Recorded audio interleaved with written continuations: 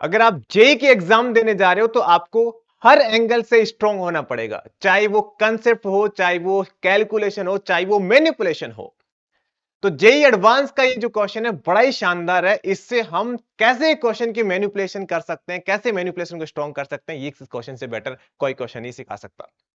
तो इस क्वेश्चन के अंदर हमें बोला गया कि साइन अल्फा प्लस बीटा की वैल्यू ये गिवन है, कोस अल्फा माइनस बीटा की वैल्यू ये गिवन है, और इसकी हमें वैल्यू निकालनी है। यार सही से बताओ, इसके देखते दिमाग में फीलिंग आ गई ना कि सर स्क्वायर तो ओपन नहीं करेंगे।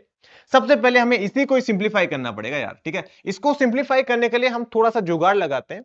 देखो यहाँ पे sine alpha by cos beta है, यहाँ पे cos alpha by sine beta है, तो इन दोनों को एक तरफ लिखते हैं, इन दोनों को एक तरफ लिखते हैं। ये वाली बात समझ में आई कि नहीं आई बताओ, ठीक है।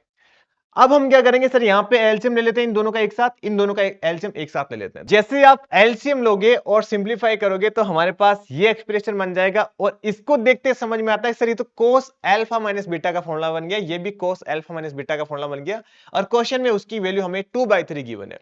तो जैसे ही हम 2/3 पुट करोगे ना यहाँ पे, इसको हम क्या करते हैं 2 से मल्टीप्लाई 2 से डिवाइड भी कर लेते हैं साथ में, ताकि नीचे भी क्या बन जाए 2 साइन कोष्टा का फॉर्मूला बन जाए। इसको हम लिख सकते हैं साइन 2 बीटा, इसको लिख सकते हैं साइन 2 अल्फा। अभी क्या करेंगे, अभी यहाँ पे जो 2 बीटा है ना, उसको भी हम alpha plus beta alpha minus beta की फॉर्म में लिखने का ट्राई करते हैं। तो इस 2 बीटा को अपन क्या लिख सकते हैं, sine alpha plus beta minus sine alpha minus beta. देखो अल्फा से अल्फा कैंसिल हो जाएगा, 2 बीटा बनने वाला है। यहां पे लिख सकते हैं sine alpha plus beta sine alpha minus beta.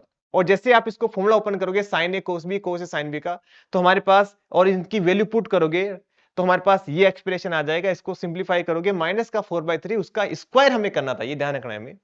और क्वेश्चन में बोला कि ग्रेटेस्ट इंटीजर की वैल्यू बतानी है, तो ग्रेटेस्ट इंटीजर इसका कितना आ जाएगा, 1 आ जाएगा। अब ये जो क्वेश्चन है ना, वो आप मुझे कमेंट सेक्शन में बताओगे।